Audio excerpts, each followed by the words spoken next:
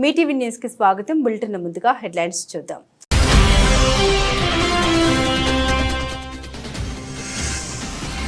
కొత్త ఎంఎస్ఎంఈ పాలసీని ఆవిష్కరించిన సీఎం రేవంత్ రెడ్డి. వ్యాపారాలు పెట్టుబడుల విస్తరణకు వీలుగా కొత్త పారిశ్రామిక విధానం.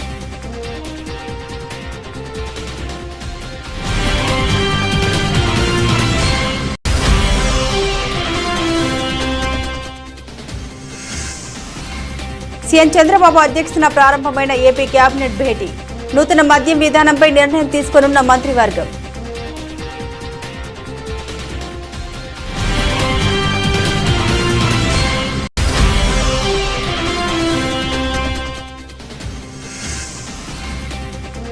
హైడ్రాను ఆపే ప్రసక్తే లేదు. తేల్చి చెప్పిన రేవంత్ రెడ్డి ప్రభుత్వానికి సహకరించి మద్దతు ఇవ్వాలని విజ్ఞప్తి.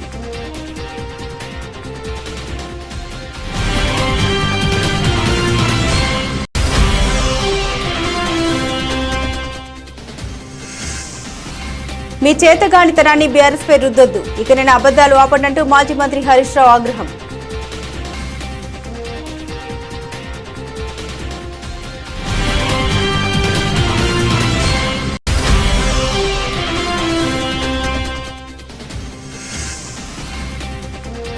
జమ్మూ కాశ్మీర్లో 10 ఏళ్ల తర్వాత అసెంబ్లీ ఎన్నికలు. కొనసాగుతున్న తొలి విడత పోలింగ్.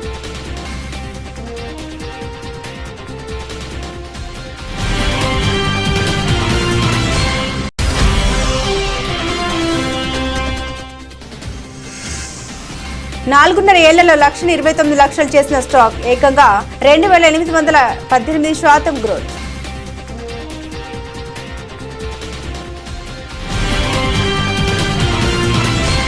తెలంగాణ ప్రభుత్వం ఈరోజు చిన్న మధ్య తరహా పరిశ్రమల పాలసీని ప్రకటించింది. హైదరాబాద్లోని మాదాపూర్ శిల్పకళ వేదికలో ఉప ముఖ్యమంత్రి మల్లు భట్టి విక్రమార్క, మంత్రి శ్రీధర్ బాబుతో కలిసి ముఖ్యమంత్రి రేవంత్ రెడ్డి పాలసీని ఆవిష్కరించారు. తెలంగాణలో వ్యాపారాలు పెట్టుబడుల విస్తరణకు వీలుగా పరిశ్రమ అవసరాలు ప్రయోజనాలకు అనుగుణంగా కొత్త పారిశ్రామిక విధానాన్ని రూపొందిస్తున్నారు. ఈ మేరకు సీఎం గతంలోనే వెల్లడించారు. అమెరికాలో ఉన్నన్ని వ్యాపార అవకాశాలు తెలంగాణలోనూ ఉన్నాయని, చైనాకు ప్రత్యామ్నాయంగా ఎదగాలని సంకల్పంలో కొత్త పారిశ్రామిక విధానాన్ని తీసుకొస్తున్నట్లు గతంలో సీఎం రేవంత్ రెడ్డి ప్రకటించారు. రాష్ట్రంలో పారిశ్రామిక అభివృద్ధి కోసం ఎంఎస్ఎంఈ పాలసీ, ఎగుమతి విధానం, కొత్త life sciences policy, revised EV policy, medical tourism policy, green energy policy అనే 6 కొత్త వాటిని ఖరారు చేయాలని సీఎం ఇదివరకు అధికారులకు ఆదేశాలు జారీ చేశారు. ఈ నేపథ్యంలోనే ఈరోజు కొత్త ఎంఎస్ఎంఈ పాలసీని విడుదల చేశారు రేవంత్. ఇక వివరాలకు వెళ్తే హైడ్రాపై ల్యాండ్ మాఫియా దుష్ప్రచారం చేస్తోందని, అక్రమ భవనాల్ని కూలగొడుతుంటే పేదలను బూచిగా చూపిస్తున్నారని తెలంగాణ ముఖ్యమంత్రి రేవంత్ రెడ్డి ఆగ్రహం వ్యక్తం చేశారు. ఇలాంటి చీప్ ట్రిక్స్ పనిచేయవని, హైడ్రా తన పని తాను చేసుకుంటూ పోతుందని స్పష్టం చేశారు. నగరాన్ని రక్షించే విషయంలో వెనకడుగు వేసేది లేదని తేల్చి చెప్పారు. హైడ్రా వెనుక ఎలాంటి రాజకీయ వ్యక్తిగత ప్రయోజనాలు లేవని పేర్కొన్నారు. భవిష్యత్ తరాల కోసం నగరాన్ని సంరక్షిస్తామని, నగరానికి ఉన్న లేక్ సిటీ అన్న పేరును పునరుద్ధరిస్తామని స్పష్టం చేశారు. గత ప్రభుత్వ 10 ఏళ్ల దుష్పరిపాలన కారణంగా నగరం వరద నగరంగా మారిందని ఆవేదన వ్యక్తం చేశారు. ఈ సందర్భంగా కేరళ వరదల్ని గుర్తు చేసిన సీఎం హైదరాబాద్ లో అలాంటి పరిస్థితి ఎవరూ కోరుకోవడం లేదని పేర్కొన్నారు. తెలంగాణను ఫ్యూచర్ సిటీగా అభివర్ణిస్తున్నాం కాబట్టి నగరం క్లీన్ సిటీగా ప్రచారం చేయాల్సిన అవసరం కూడా ఉందని రేవంత్ రెడ్డి తెలిపారు. తాను గతంలో చెప్పినట్లు ఆర్థిక సాంస్కృతిక పునరుజ్జీవనంతో పాటు పర్యావరణ పునరుజ్జీవనం కూడా అవసరమని పేర్కొన్నారు. ఈ కారణంగానే ప్రభుత్వం హైడ్రాను ఏర్పాటు చేసిందని వివరించారు. ఈ ప్రయత్నంలో ప్రభుత్వానికి సహకరించి మద్దతు ఇవ్వాలని ప్రజలకు విజ్ఞప్తి చేస్తున్నామని సీఎం రేవంత్ పేర్కొన్నారు. వెనుక రాజకీయ కోణం లేదు, స్వార్థం లేదు. అదొక పవిత్ర కార్యం, ప్రకృతిని కాపాడుకునే యజ్ఞం. దీనికి ప్రతి ఒక్కరూ సహకరించాలి. కొందరు భూ మాఫియా వాళ్ళు పేదలను ముందు పెట్టి హైడ్రా లక్ష్యాన్ని నీరుగార్చే ప్రయత్నంలో ఉన్నారు. ఎన్ని అడ్డంకులు వచ్చినా హైడ్రా ఆగదు. హైదరాబాద్ భవిష్యత్తుకు హైడ్రా గ్యారంటీ ఇస్తుంది. ఇది నా భరోసా. ప్రజలను సహకరించాల్సిందిగా నేను కోరుకుంటున్నాను. ముఖ్యమంత్రి చంద్రబాబు నాయుడు అధ్యక్షతన రాష్ట్ర సచివాలయంలో ఏపీ కేబినెట్ భేటీ ప్రారంభమైంది. నూతన మద్యం విధానంపై నేటి కేబినెట్ భేటీలో నిర్ణయం తీసుకున్నారు.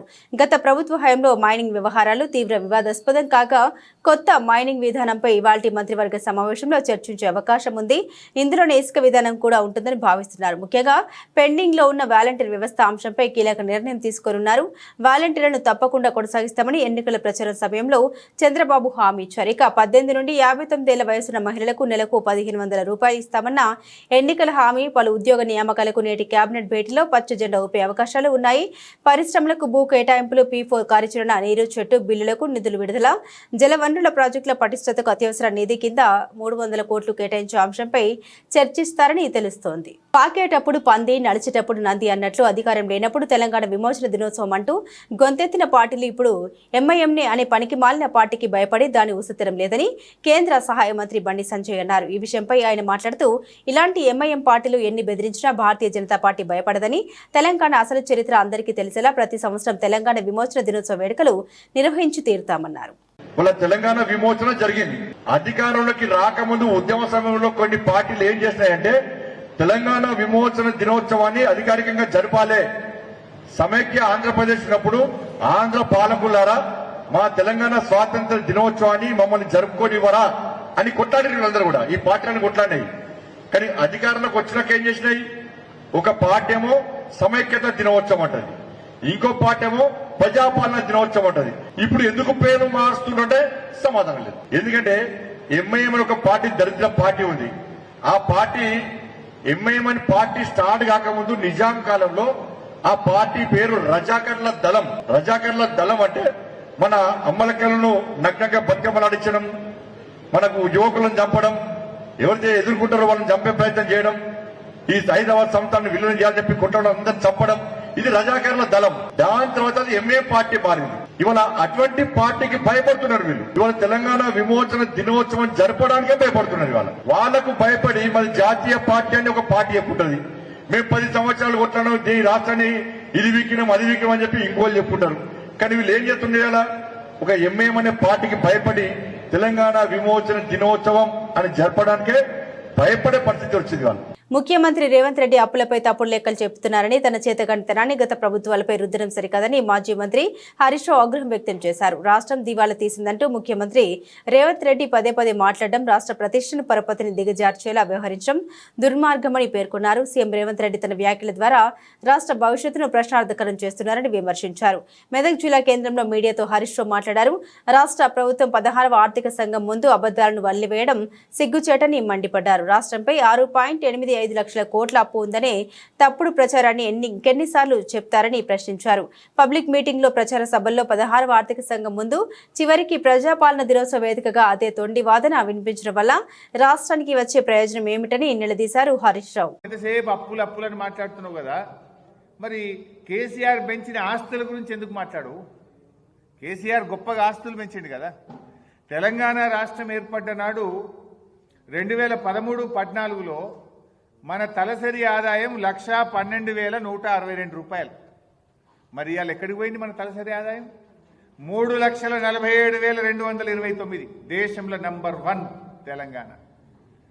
ఈ దేశంలో 28 రాష్ట్రాల్లో తలసరి ఆదాయంలో అగ్రభాగాన తెలంగాణను నిలబెట్టిన కేసీఆర్ గురించో ఆ తలసరి ఆదాయం గురించి నీకెందుకో నోరు రాదు.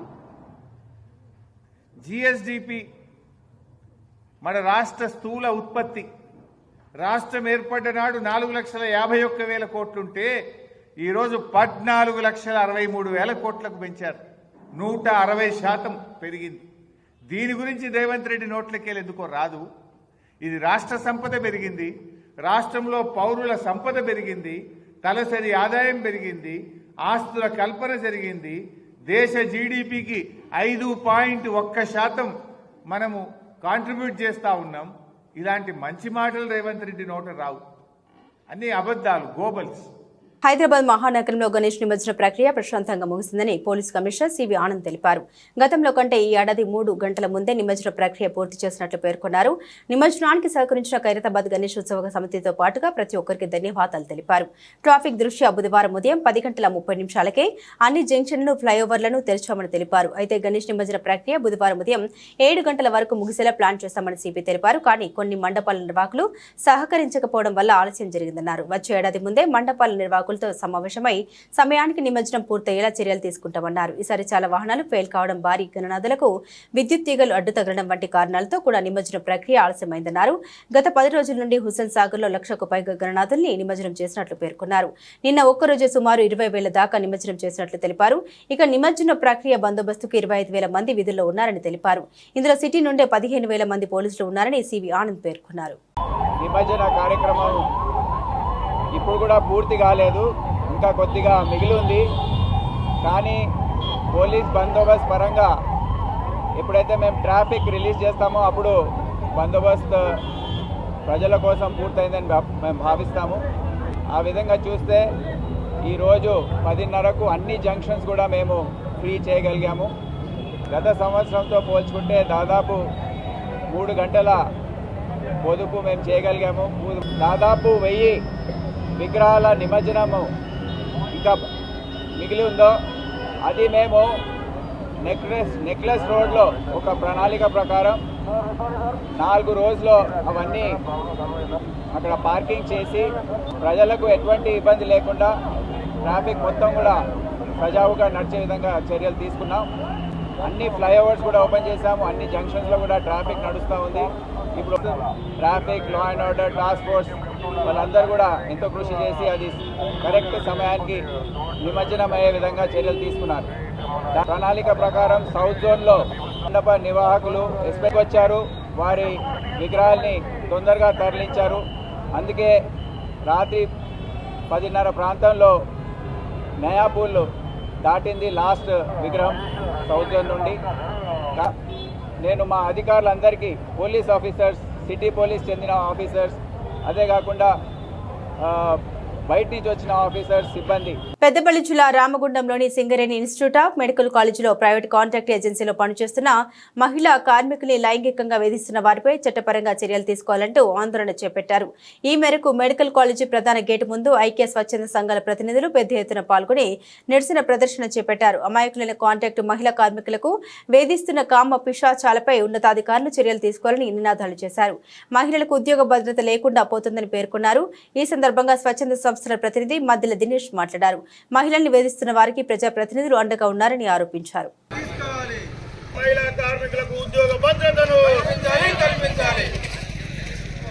గోదావరికని ప్రాంతంలోని సిమ్స్ సింగరేణి మెడికల్ కళాశాల ఎన్నో ఉద్యమాలు చేసుకొని మరి కళాశాల ఏర్పాటు చేసుకుంటే ఇక్కడ కాంట్రాక్ట్ ఏజెన్సీ ఇతర ప్రాంతాలకు ఇచ్చి అందులో పనిచేస్తున్నటువంటి పారిశుద్ధ విభాగం కానివ్వండి, సెక్యూరిటీ విభాగం కానివ్వండి, పనిచేస్తున్నటువంటి గౌరవ మహిళలను సభ్య సమాజం తలదించుకునే విధంగా లైంగిక వేధింపులు ఇష్టానురీతిలో కొంతమంది కామపిశాచులు జరుపుతూ ఉంటే కొంతమంది వారికి అండగా నిలవడం నిజంగా సిగ్గుచేటు. ఒకరేమో మంత్రి శ్రీధర్ బాబు గారి అనుచరులని చెప్పుకుంటారు, మరొకరేమో స్థానిక శాసనసభ్యులు మక్కాన్ సింగ్ గారి అనుచరులని చెప్పుకొని మెడికల్ కళాశాలలో భయభ్రాంతులకు గురి చేస్తూ మహిళలను లైంగిక వేధింపులకు పాల్పడి చేస్తున్నా కానీ సంబంధించినటువంటి కాంట్రాక్టరు ఏమాత్రం కూడా పట్టించుకోకుండా, అదేవిధంగా మెడికల్ కళాశాల ప్రిన్సిపల్ గారు కూడా మరి వారిని ప్రోత్సహిస్తున్నారా లేదా ప్రేక్షక పాత్ర వహిస్తున్నారా అని మేము ప్రశ్నిస్తూ ఉన్నాం. ఇప్పటికైనా గౌరవ శాసనసభ్యులు మక్కాన్ సింగ్ రాజ్ ఠాకూర్ గారు, జిల్లా కలెక్టర్ గారు, అదేవిధంగా డిఎంఈ గారు వెంటనే చర్యలు తీసుకొని స్థానిక కాంట్రాక్టర్పై. ప్రకాశం జిల్లా మార్కాపురం పట్టణంలోని ఆర్టీసీ బస్టాండ్ నందు ప్రభుత్వం నూతనంగా మంజూరు చేసిన 4 బస్సుల ప్రారంభోత్సవ కార్యక్రమం డిపో మేనేజర్ నరసింహులు ఆధ్వర్యంలో నిర్వహించారు. ఈ కార్యక్రమానికి ముఖ్య అతిథులుగా శాసనసభ్యులు కందుల నారాయణ రెడ్డి, టీడీపీ నియోజకవర్గ పోల్ మేనేజ్మెంట్ క్లస్టర్ ఇన్ఛార్జ్ కందుల రామిరెడ్డి పాల్గొన్నారు. అనంతరం ఎమ్మెల్యే రిబ్బన్ కత్తిరించి నూతన బస్సుల్ని ప్రారంభించారు. పట్టణంలో స్వయంగా ఆర్టీసీ బస్సును నడిపి ఆర్టీసీ డ్రైవర్లను ఎమ్మెల్యే ఉత్సాహపరిచారు. ఆర్టీసీ బస్టాండ్ నుండి ఆర్టీసీ గ్యారేజ్ వరకు బస్సు నడిపి డ్రైవర్లు అందరూ కలిసికట్టుగా కృషి చేసి ఆర్టీసీని లాభాల్లో నడిపించే విధంగా రవాణా సేవల్ని ప్రజలకు అందుబాటులో ఉంచే విధంగా కృషి చేయాలని పిలుపునిచ్చారు. ఈ సందర్భంగా నారాయణ రెడ్డి మాట్లాడారు. మార్కాపురం డివిజన్ కేంద్రమైన ఆర్టీసీ బస్టాండ్లో ప్రయాణికులకు ఇబ్బందులు లేకుండా ప్రభుత్వం నూతన బస్సుల్ని మంజూరు చేసినట్టు తెలిపారు. మార్కాపురం ఆర్టీసీ డిపో నందు 4 కొత్త బస్సులు ప్రారంభించడం జరిగింది. ఈరోజు 1986లో ఏర్పడినటువంటి మార్కాపురం ఆర్టీసీ డిపో ఈరోజు దినదినాభివృద్ధి చెందుతూ సుమారు 103 బస్సుల సముదాయంతో ఈ పశ్చిమ ప్రాంతంలో పెద్ద డివిజన్గా ఏర్పడమైంది. ఈ పశ్చిమ ప్రాంతంలో ప్రజలందరూ కూడా ప్రభుత్వ సేవలని సక్రమంగా వినియోగించుకొని ప్రజలందరికీ మంచి జరిగేలా చూసుకునే బాధ్యత ప్రజలందరూ బాగా చేపట్టాలని మనస్ఫూర్తిగా కోరుతా ఉన్నాం. ఈ వెనుకబడ్డ ప్రాంతాన్ని ఎట్టి పరిస్థితుల్లో అభివృద్ధి పదంలో తీసుకుపోవాలని మార్కాపురం జిల్లా వెలుగొండ ప్రాజెక్టును కూడా త్వరితగతిలోనే ప్రారంభించే విధంగా ప్రకటించే విధంగా చర్యలు చేపడతానని ఈ మార్కాపురం ప్రజలకు మాటిస్తూ ఉన్నాం. అలాగే అభివృద్ధి విషయంలో కూడా ఎక్కడ వెనక్కి తగ్గకుండా ప్రతి చిన్న విషయంలో కూడా క్షుణ్ణంగా పరిశీలన చేసి గత ప్రభుత్వాలు చేసిన తప్పిదాలని మళ్ళీ ఈ ప్రభుత్వంలో జరగకుండా చూసుకుంటూ మా ప్రభుత్వాన్ని ముందుకు తీసుకుపోయేదానికి మా శక్తి వంచన లేకుండా కష్టపడి పనిచేస్తామని ఈ సందర్భంగా మాటిస్తాము. రంగారెడ్డి జిల్లా కలెక్టర్ శశాంక్ షాద్ నగర్ పట్టణంలోని డబుల్ బెడ్రూమ్లను పరిశీలించారు. కలెక్టర్తో పాటు ఎమ్మెల్యే వీర్లపల్లి శంకర్ ఉన్నారు. మీడియాతో కలెక్టర్ శశాంక్ మాట్లాడారు. పెండింగ్ లో ఉన్న పనుల్ని త్వరలో పూర్తి చేయించి క్షేత్రస్థాయిలో అధికారులతో సమావేశం నిర్వహించి డబుల్ బెడ్రూమ్లను లబ్ధిదారులకు అందిస్తామని జిల్లా కలెక్టర్ వెల్లడించారు.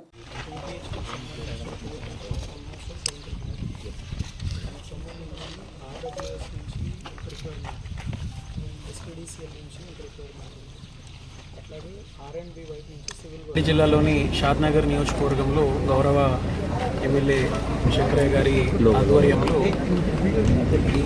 మనకు ఏదైతే డబుల్ బెడ్రూమ్ ఇళ్ళు పూర్తి చేసుకోవాల్సిన అవసరం ఉందో వాటిని క్షేత్రస్థాయిలో అధికారులతోటి అట్లాగే ఇక్కడ ఉన్న ఇతర అంశాలను పరిశీలించడానికి వారి ఆధ్వర్యంలో క్షేత్రస్థాయి పర్యటన చేయడం జరిగింది.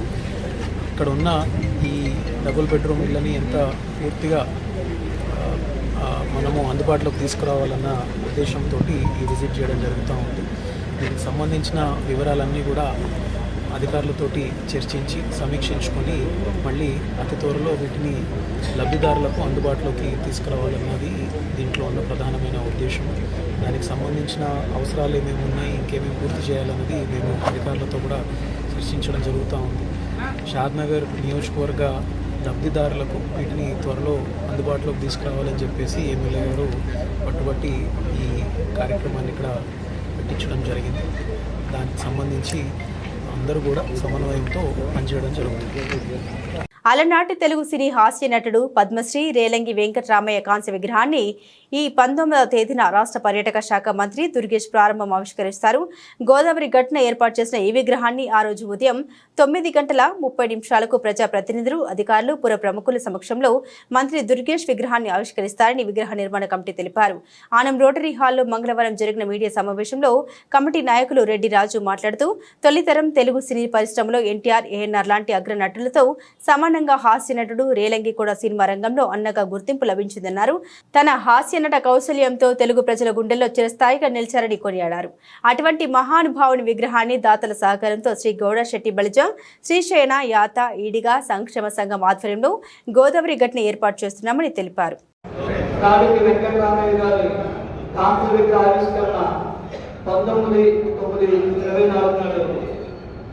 మన స్థానిక గోదావరి గట్టుపై ఏర్పాటు చేయడం జరుగుతుంది.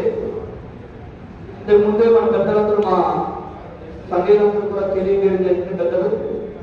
ముఖ్యంగా నేను పునరుద్ధరించిన చెప్పాల్సిన విషయం ఏంటంటే రాజకీయ గారికి రాజకీయంతో ఉన్న అభినవాల సంబంధం గురించి తెలియపరుస్తున్నానండి. 1954లో మొట్టమొదటి భారతదేశంలో మొట్టమొదటి పద్మశ్రీ అవార్డు గ్రహించిన తర్వాత కళారంగం నుంచి వారు తీసుకోవడం జరిగింది. భారతదేశ రాష్ట్రపతి అన్నాడు. తరువాత 1956లో మన రాజకీయంలో లలిత్ కళానికేతన్ వారిచే అప్పుడు హాస్య బ్రహ్మ గమిడిపాడి కామేశ్వరరావు గారి చేతుల మీదుగా మన రాజకీయ గారికి రాజమండ్రిలో ఏదైతే ఇక్కడ ఉందో అక్కడ కూడా హాస్య నట చక్రవర్తి పద్మశ్రీ రాజకీ వెంకటరామయ్య గారనే మేము టాలీవుడ్ ఇండస్ట్రీలో ఓ యువతిపై డ్యాన్స్ కొరియోగ్రాఫర్ షేక్ జానీ బాషా లైంగిక వేధింపుల ఘటనను తీవ్రమైన చర్యగా భావిస్తున్నామని భారతీయ జనతా పార్టీ మహిళా మోర్చా రాష్ట్ర అధ్యక్షురాలు డాక్టర్ శిల్పారెడ్డి అన్నారు. ఈ విషయమై ఆమె మాట్లాడుతూ యువతిని 5 ఏళ్ల పాటు నరకను చూపించడంతో పాటు వేధింపులు దాడులకు పాల్పడడం మతం మారాలంటూ ఒత్తిళ్లకు గురి చేయడాన్ని భారతీయ జనతా పార్టీ తీవ్రంగా ఖండిస్తుందన్నారు. ఇది లవ్ జిహాద్ కేసు హిందూ అమ్మాయిని ట్రాప్ చేసినట్లు స్పష్టంగా ఎఫ్ఐఆర్లో నమోదు చేసినప్పటికీ కేసును నీరుగార్చేందుకు నిందితుడిపై పనికిరాని కేసులు పెట్టడం ఏంటి అని ఇంతవరకు నిందితుడిని అరెస్టు చేయకపోవడం దుర్మార్గమని మండిపడ్డారు. రాష్ట్ర ప్రభుత్వం ఈ కేసును తీవ్రంగా పరిగణించి చట్టపరంగా పారదర్శకంగా విచారణ జరిపించేలా చర్యలు తీసుకోవాలని, లేని పక్షంలో బీజేపీ మహిళా మోర్చా ఆధ్వర్యంలో బాధిత మహిళకు న్యాయం జరిగే వరకు పోరాటం చేస్తామని శిల్పారెడ్డి హెచ్చరించారు. టాలీవుడ్ ఇండస్ట్రీకి సంబంధించి ఒక ప్రముఖమైన కొరియోగ్రాఫర్ షేక్ జానీ బాషా, జానీ మాస్టర్ అని పిలువబడే ఒక కొరియోగ్రాఫర్ సెక్షువల్లీ అసాల్ట్ చేస్తున్నాడు అని చెప్పి ఒక జూనియర్ కొరియోగ్రాఫర్ పోలీస్ స్టేషన్లో కంప్లైంట్ ఇచ్చినప్పటికీ ఇంతవరకు పోలీస్ యంత్రాంగం కానీ రాష్ట్ర ప్రభుత్వం కానీ దానిపై స్పందించకపోవడం చాలా దురదృష్టకరమైన విషయం. అమ్మాయి తన కంప్లైంట్ కాపీలో క్లియర్గా మెన్షన్ చేసినప్పటికీ గత 5 సంవత్సరాల నుంచి, అంటే ఆ అమ్మాయి మైనర్గా ఉన్నప్పటి నుంచి అతను వేధిస్తున్నాడు, సెక్షువల్ ఫేవర్స్ అడుగుతున్నాడు, అలాగే మతం మార్చుకొని తనని పెళ్లి చేసుకోవాలని ఒత్తిడి తెస్తున్నాడు అని క్లియర్ కట్గా మెన్షన్ చేసినప్పటికీ ఆ జానీ మాస్టర్ అనే వ్యక్తిని ఇంతవరకు పోలీసులు అరెస్ట్ చేయకపోవడం, అతను నెల్లూరులో ఉన్నాడు అని తెలిసి కూడా అతన్ని అరెస్ట్ చేయకపోవడం, అలాగే రాష్ట్ర ప్రభుత్వం దీనిపై స్పందించకపోవడం చాలా దురదృష్టకరమైన విషయం. ఇది క్లియర్ కట్గా లవ్ జిహాద్ కేసు. ముస్లిం అబ్బాయిలు హిందూ అమ్మాయిలను ట్రాప్ చేసి వాళ్ళ మతం మార్చి వాళ్ళని చిత్రహింసలు పెట్టే ఇదొక ప్రక్రియని రోజు రోజుకి ఎక్కువైతున్నప్పటికీ కూడా మన రాష్ట్ర ప్రభుత్వం నిమ్మకు నీరెత్తినట్టు కూర్చోవడాన్ని భారతీయ జనతా పార్టీ మహిళా మోర్చా తీవ్రంగా ఖండిస్తుంది. రోజు రోజుకి రాష్ట్రంలో అత్యాచారాలు అన్యాయాలు పెరుగుతున్నప్పటికీ మన సీఎం రేవంత్ రెడ్డి గారు, కేర్ ఆఫ్ హోమ్ మినిస్టర్ గారు నిర్లక్ష్య వైఖరిని మేము తీవ్రంగా ఖండిస్తున్నాం.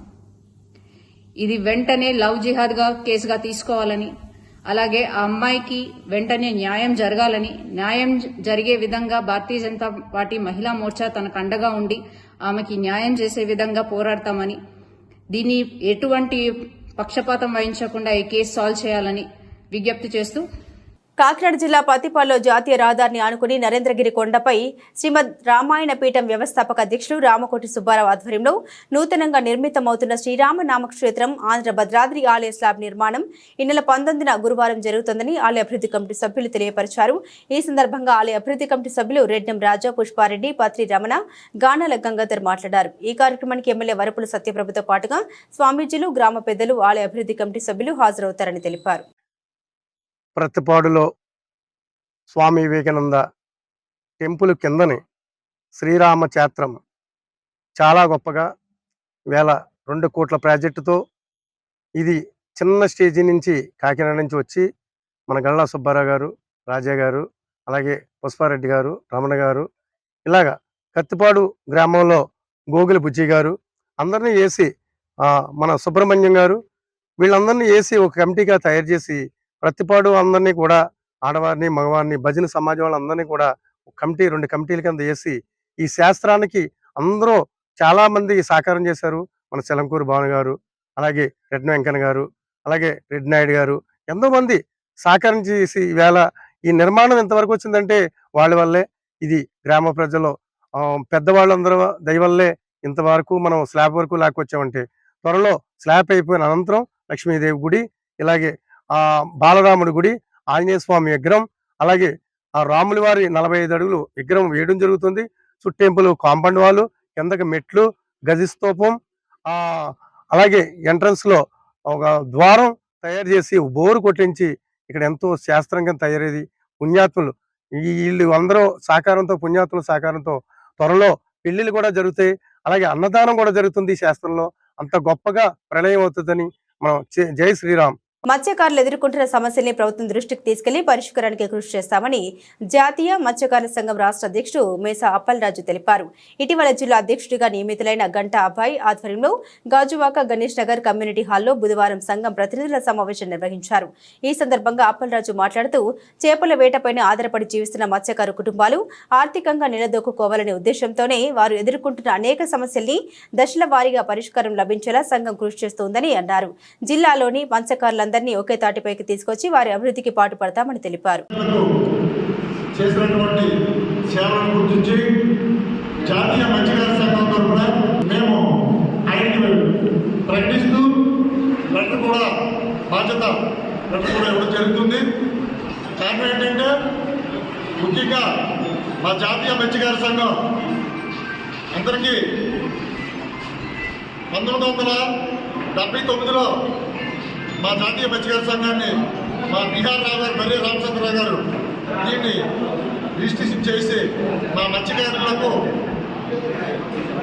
సేవలు అందించడం జరిగింది ఈ సంఘం తరఫున. అలాగే మన ఇండియాలో 24 రాష్ట్రాల్లో ఏదైనా సంఘం ఉంది అంటే అతిపెద్ద సంఘం మా జాతీయ మత్స్యకార సంఘం.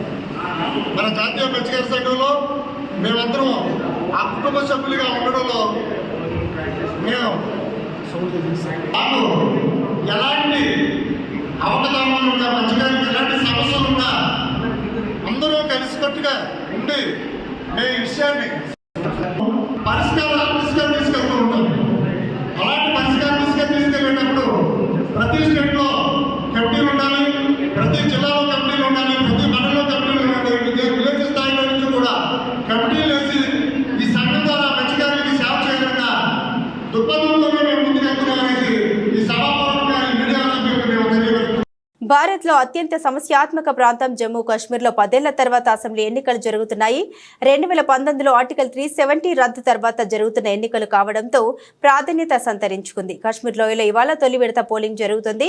పోలింగ్ ప్రశాంతంగా కొనసాగుతున్నట్లు అధికారులు వెల్లడించారు. మధ్యాహ్నం 1 గంట వరకు 41.17% పోలింగ్ నమోదైంది. జమ్మూ కాశ్మీర్ అసెంబ్లీలో మొత్తం 90 స్థానాలు ఉండగా తొలి విడతలో 24 స్థానాలకు పోలింగ్ నిర్వహిస్తున్నారు. 24 స్థానాల్లో 219 మంది అభ్యర్థులు బరిలో ఉన్నారు. సాయంత్రం 6 గంటలకు పోలింగ్ జరగనుంది. ఉగ్రవాద దాడుల నేపథ్యంలో జమ్మూ కాశ్మీర్ వ్యాప్తంగా కట్టుదిట్టమైన భద్రత ఏర్పాట్లు చేశారు. తనిఖీలు ముమ్మరం చేశారు. ప్రస్తుతం స్టాక్ మార్కెట్లు చాలా కంపెనీలు తమ ఇన్వెస్టర్లకు మంచి రాబడుల్ని అందిస్తున్నాయి. ఈ క్రమంలో ప్రముఖ పారిశ్రామికవేత్త అనిల్ అంబానీకి చెందిన కంపెనీ రిలయన్స్ పవర్ కూడా దీర్ఘకాలిక పెట్టుబడిదారులకు మంచి లాభాల్ని అందించింది. అంతేకాదు దీనిలో ఇన్వెస్ట్ చేసిన పెట్టుబడిదారులను ధనవంతులను చేసింది. అయితే ఇన్నేళ్లలో ధనవంతులయ్యారనే విషయాల్ని ఇక్కడ తెలుసుకుందాం. గత కొన్ని రోజులుగా రిలయన్స్ పవర్ షేర్లు రాకెట్ల దూసుకుపోతున్నాయి. అనిల్ అంబానీ కంపెనీ పవర్ షేర్లు బుధవారం సెప్టెంబర్ 18వ తేదీన 5% పెరిగి 32.98కి చేరాయి. జూన్ 30, 2024 వరకు మొత్తం ప్రాతిపదికన కంపెనీ నికర విలువ 11,155 కోట్లు అని కంపెనీ తెలిపింది. విదర్భ ఇండస్ట్రీస్ పవర్ లిమిటెడ్ తన అనుబంధ సంస్థ కాదని రిలయన్స్ పవర్ తన ఎక్స్చేంజ్ ఫైలింగ్ లో పేర్కొంది. CFM asset reconstructions private limited తో కంపెనీ అన్ని వివాదాల్ని పరిష్కరించుకున్నట్లు వెల్లడించింది. దీంతో సెప్టెంబర్ 18, 2024 తేదీన ఈ కంపెనీ షేర్లు 32.98కి చేరుకున్నాయి. ఈ క్రమంలోనే గత 4.5 రిలయన్స్ పవర్ షేర్లు 2,818% పెరగడం విశేషం. అనిల్ అంబానీ కంపెనీ షేర్లు మార్చి 27, 2020న 1.13గా ఉండేవి. కానీ ప్రస్తుతం సెప్టెంబర్ 18, 2024 నాటికి ఈ కంపెనీ షేరు ధర 32.98కి చేరుకుంది. అంటే 4.5 ఏళ్లలోనే 28% పైగా పుంజుకుంది. ఈ నేపథ్యంలో ఒక వ్యక్తి మార్చి 27, 2020న రిలయన్స్ పవర్ షేర్లో 1 లక్ష పెట్టుబడి పెట్టి తన పెట్టుబడి మొత్తాన్ని అలాగే ఉంచినట్లయితే షేర్ల ప్రస్తుత ధర 32.98 ప్రకారం 29.18 లక్షలు వచ్చాయని చెప్పవచ్చు. బులెటిన్ ముగించే ముందు హెడ్లైన్స్ మరోసారి.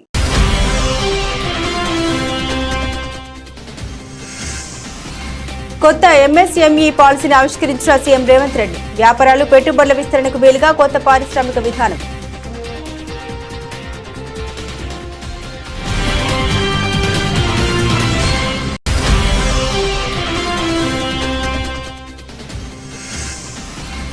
సీఎం చంద్రబాబు అధ్యక్షతన ప్రారంభమైన ఏపీ కేబినెట్ భేటీ. నూతన మద్యం విధానంపై నిర్ణయం తీసుకోనున్న మంత్రివర్గం.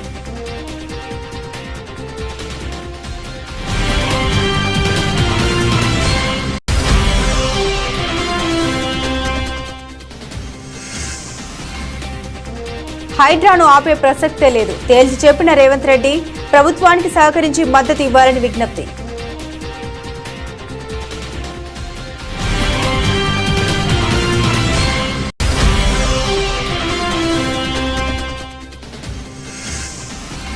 మీ చేతగానితనాన్ని బీఆర్ఎస్ పై రుద్దొద్దు. ఇక నేను అబద్దాలు ఆపడంటూ మాజీ మంత్రి హరీష్ రావు ఆగ్రహం.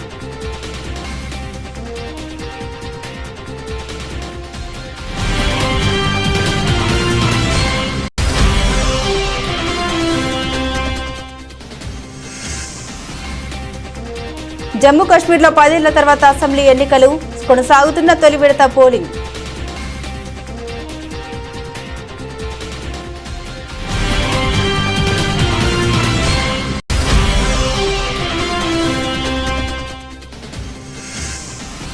నాలుగున్నర ఏళ్లలో 1,29,00,000 చేసిన స్టాక్ ఏకంగా 2,818% గ్రోత్.